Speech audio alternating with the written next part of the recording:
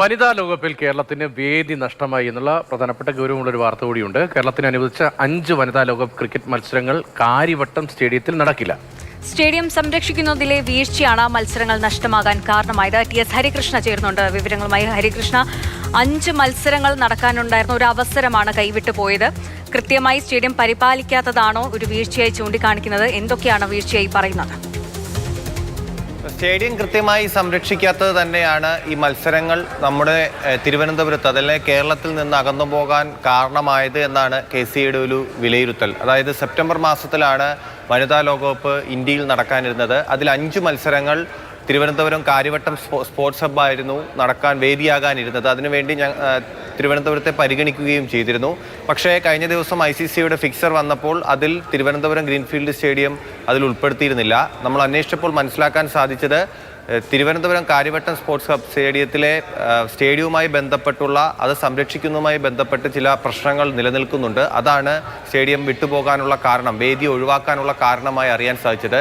അതായത് ഗ്രൗണ്ട് മാത്രമാണ് Kerala cricket association maintain ചെയ്യുന്നത്, അത് പരിപാലിക്കുന്നത് കേരള ക്രിക്കറ്റ് അസോസിയേഷനാണ്. പക്ഷേ മറ്റ് ഗാലറിയും മറ്റ് കെട്ടിട സമുച്ചയങ്ങളും ഒക്കെ അത് പരിപാലിക്കേണ്ടതിൻ്റെ ഉത്തരവാദിത്തം KSFL എന്ന കൺസോർഷ്യത്തിനാണ്. പക്ഷേ അവർ കൃത്യമായി ഇത് ചെയ്യുന്നില്ല എന്നുള്ളൊരു ആരോപണം നേരത്തെ തന്നെ KCA ഉയർത്തിയിരുന്നു.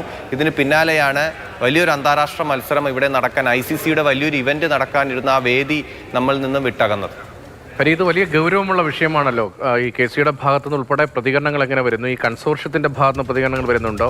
എന്തുകൊണ്ടാണ് നമ്മുടെ അഭിമാനമായി നമ്മൾ കരുതുന്ന ഈ വളരെ പ്രധാനപ്പെട്ട സ്റ്റേഡിയത്തിൽ ഇങ്ങനെ ഒരു വീഴ്ച സംഭവിച്ചത്? KCAക്ക് വലിയ ആശങ്കയുണ്ട്. കാരണം KCAയുടെ ഭാഗത്തുനിന്ന് KCAക്ക് പരിപാലിക്കാനും കഴിയുന്നത് ആ മൈതാനം, പുൽമൈതാനം മാത്രമാണ്.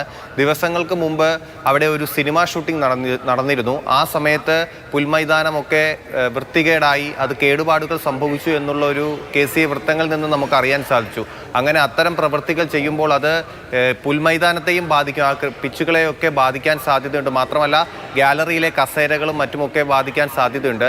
ഇപ്പോൾ ഈ ICC ഇവൻറ്റുമായി ബന്ധപ്പെട്ട് 18 കോടി രൂപ അനുവദിച്ചുകൊണ്ട് KCA തന്നെ മുൻകൈ എടുത്ത് അവിടുത്തെ ഫ്ലഡ് ലൈറ്റുകളൊക്കെ അതിൻ്റെ തകരാറുകളൊക്കെ പരിഹരിക്കാനുള്ള നീക്കുപോക്ക് നടക്കുകയായിരുന്നു. അതിൻ്റെ ടെൻഡറൊക്കെ വിളിച്ചിരിക്കുന്ന ഒരു സ്ഥിതിയായിരുന്നു. അതിനിടയിലാണ് ഇത്തരത്തിൽ ICCയുടെ ഇൻസ്പെക്ഷനും മറ്റുമൊക്കെ കഴിഞ്ഞതിന് ശേഷമാണ് സാധാരണ ഒരു ICC ഇവൻറ്റിന് ഒരു ഗ്രൗണ്ട് അലോട്ട് ചെയ്യുന്നത്. പക്ഷേ ഇപ്പോൾ ഫിക്സർ വന്നപ്പോൾ കാര്യവട്ടം സ്പോർട്സ് ഹബിനെ അതിൽ നിന്ന് ഒഴിവാക്കിയിരിക്കുകയാണ്. ശരി, ഏതായാലും നിരാശയുണ്ടാക്കുന്ന ഒരു വിവരമാണ് ഹരി റിപ്പോർട്ട് ചെയ്യുന്നത്. നമ്മുടെ പിടിപ്പുകേട് കൊണ്ട് ഈ സ്റ്റേഡിയം കൃത്യമായി മെയിൻറ്റെയിൻ ചെയ്യേണ്ട സംവിധാനത്തിൻ്റെ പിടിപ്പുകേട് കൊണ്ട്, ആളുകളുടെ പിടിപ്പുകേട് കൊണ്ട് അന്താരാഷ്ട്ര ലെവലിലെ വളരെ പ്രധാനപ്പെട്ട ടൂർണമെൻറ്റ് നമുക്ക് നഷ്ടമാവുകയാണ്.